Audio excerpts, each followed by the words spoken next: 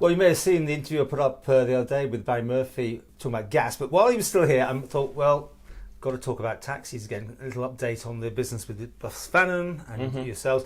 And we had Martin Perkins on my weekend debate show. I think that interested you, what he had to say.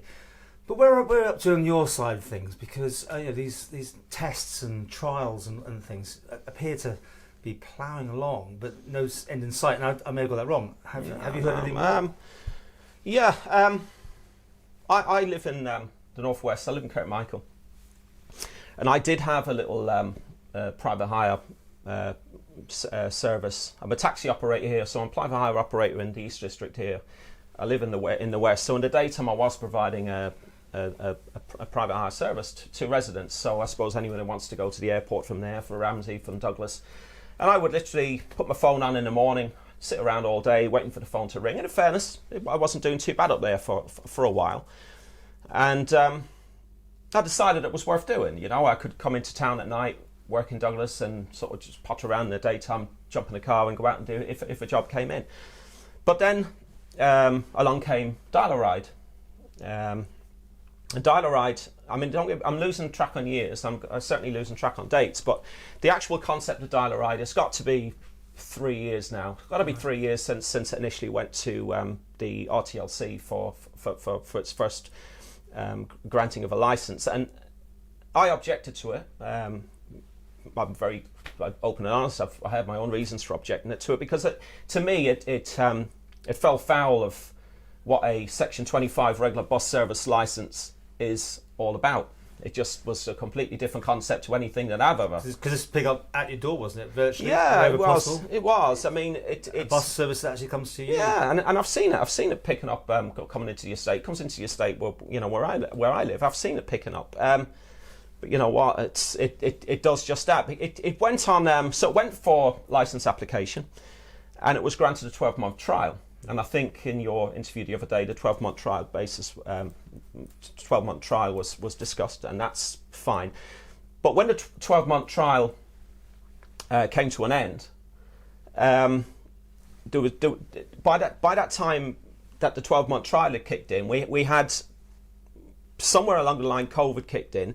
Somewhere along the line, there had been a complaint made to the OFT, not just by me, but also by other private sector transport operators on the island, and possibly other reasons for the RTLC delay. So basically, so the 12-month trial period expired, but the RTLC couldn't bring it back because of this ongoing investigation as to whether it was fair and whether it was just, whether it would actually should have ever been granted a license in the first place. Like my honest opinion on it is that it doesn't comply. I cannot see how a bus that goes here, there, everywhere complies with what a regular bus service should do, which is basically following predetermined routes and limits. Did they expand it though to another area as well? We see this. I was confused when I was asking Martin Perkins. I was confused by what Martin said. Okay, so I was kind of annoyed, if I can use that word, that he actually said anything about it at all. Because you've got to bear in mind, he is the chair of the OFT. And he has got the interests and the inputs of various different members of the private, the private transport industry, whether they be private hire or taxi, including me. I mean, I've produced a file that big to the OFT. I mean, there's been a big file. And 2019, I actually went to a meeting with the Policy Reform Infrastructure Committee. I think that's what they're called. Chaired by Mr. Robertshaw, MHK Robertshaw at that time. I think Claire Barber's in charge of that now. But I've been to the investigations regarding all of this, and it's all interlinked. So yes, initially there was one service which was they call it the ports, the Connect Ports service. So the idea of the Connect Ports service is that it was anything north of the A3 that went basically from starting in Kirkmichael, went all the way up around the north of Ballaugh, north of Ramsey, into Ramsey, and then basically came down around Maccled. And the idea would be that would link up with any port, whether that be Douglas Port, Seaport, or whether that be the sea terminal. But that in itself wasn't fully granted because of complicated stuff to do with the Act, to do with other buses that operate on other routes and stuff. I'm not going to go into any of that, but it was granted a kind of a limited service. Certainly wasn't allowed to come anywhere near Douglas, but it could operate from the north of the island It could pick up, it did incorporate patient transfers as well, but it could also pick up passengers who were prepared to pay a cost to be transported to the airport. Yes, 'cause it was passenger transfer, wasn't it? Yes, patient transfer. But the government came up, or the DOI, Bus Vannin, they came up with this idea that in order to somehow sort of subsidise, if I can use that word, subsidise some of the cost of running this, that they would allow extra bums on seats to be transferred to the airport for £5 per head or whatever it was. And of course, I'm living in the north of the island. At that time, I was looking for £26 as a private operator to transport people. I mean, that's not going to happen for me anymore. I'm not going to get many airports. £26 or £5. Yes, yes. Yeah, and of course, many people were actually being transferred down there for free, and it just wasn't to be. And then there was a second service which is linked, in my opinion, which was the Connect Villages service. So you had Connect Ports and Connect Villages. They were both the same time, by my memory. Although we are going back a number of years, they were both the same time. So Connect Villages was a service that connected Ramsey Town Centre with outlying villages in the north of the island. Before Connect Port, from my memory, there had been regular numbered services incorporating Andreas, Bride, Jerby and places like that. But the idea would be, in the short term, this extra service was introduced, but then in the longer term, these numbered services were going to be withdrawn. But only on a limited trial, right? Only on a limited trial, but it was a 12-month limited trial. But now we have maybe 2-3 years have passed. And it's still going? And it's still going. It is still going. It is still going. I mean, to my knowledge, it's still going. I'm just asking because I haven't heard that. To my knowledge, it's still going. I mean, certainly not long since I've seen a Connect Villages bus sitting in Ramsey, because I'm not entirely sure how. Not alone, I'm not sure why they've ever introduced such a crazy service, but I'm not even sure how, in many ways, it's justified. Because I mean, I would imagine paying a driver to be sitting around not doing very much all day probably isn't the most cost-effective means of operating transport. But I'm not sure. I'm gone slightly off topic here. But when I when I watched the interview that you done the other day with Mr. Perkins, I was very surprised because he used words like technology overtaking legislation. Now, he's the OFT chair. So the OFT have been given a task to decide whether or not a government subvented, subsidised bus service to the tune of between £7 and £10 million, I believe, is the numbers we're talking here, is operating unfairly against the private sector. That's me and probably 250 other. So did you say 10 to 11 million or something? It's between £7 and £10 million a year was the last figures that I've seen. You contact the DOI and you find out for sure. Okay, that's a lot of money. Well, how much does a bus cost? I mean, they change them every 2 or 3 years. Okay. I mean, but this is so not just for dial-a-ride. I'm talking about overall. Oh, okay. Okay. Right. I don't know exactly how much the facts and the figures are for dial-a-ride, because at the end of the 12-month trial, Bus Vannin was supposed to go back to the RTLC and show the facts, the figures, and the numbers, and work out some sort of a plan as to whether or not this thing was cost effective and whether it should go ahead.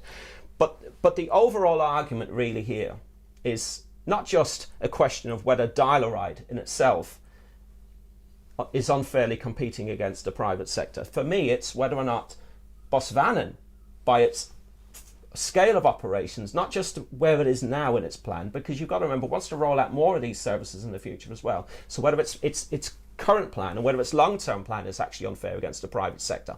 So for the chair of the OFT to state, and it's there for everyone to see on YouTube, it's a case of technology overtaking legislation, and to make the point that the private sector, some private hire operators in the island, of which there's not that many, but certainly here in town you've got A1, you've got Elegance, and you've got Telecabs. They're using technology to dispatch transport.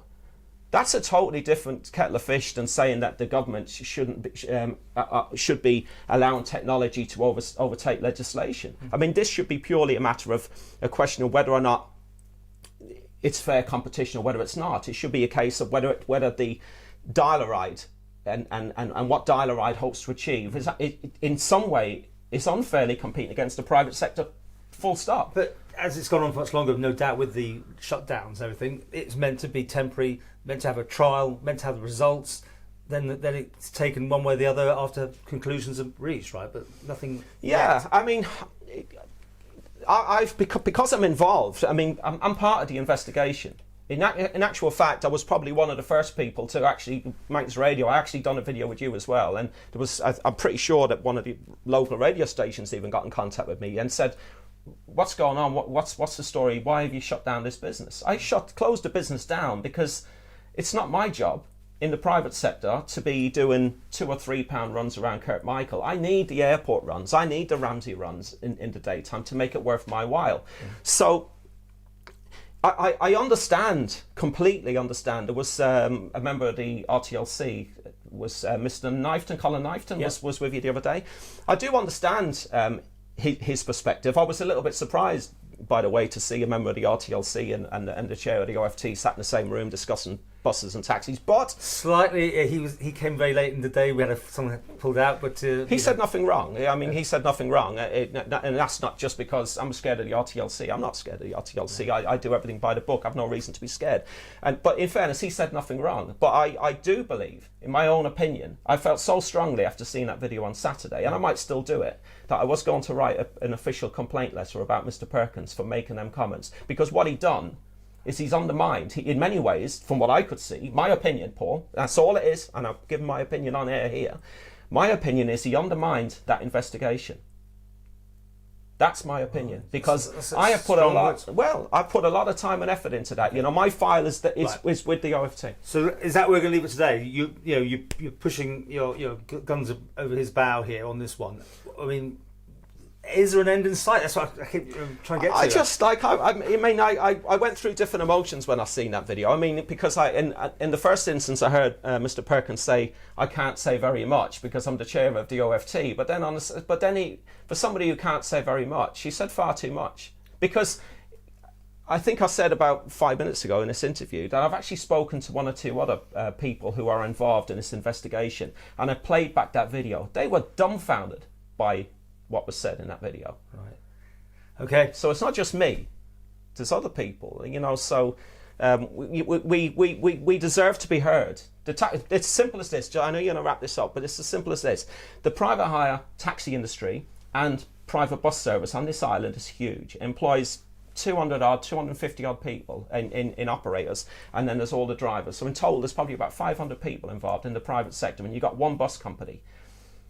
The question is simple. Is that bus company unfairly competing against the private sector? It is not a question, and it was never a question about whether or not Vannin should be operating technology in order to operate a bus service. There's two issues. First of all, does it comply with the Road Transport Act 2001? I believe not. I believe it was a mistake that the Road Transport Licensing Committee ever licensed it. But second of all, there needs to be a comparison maybe with the MEA shops. With the MEA shops, were they unfairly competing against the private sector? They were clearly found that they were. In this instance, I think that Vannin, for many years, done an okay job. They ran a bus service that ran parallel with the private sector transport industry. But over the years, they've come to us, and it's not working, and the anger is building.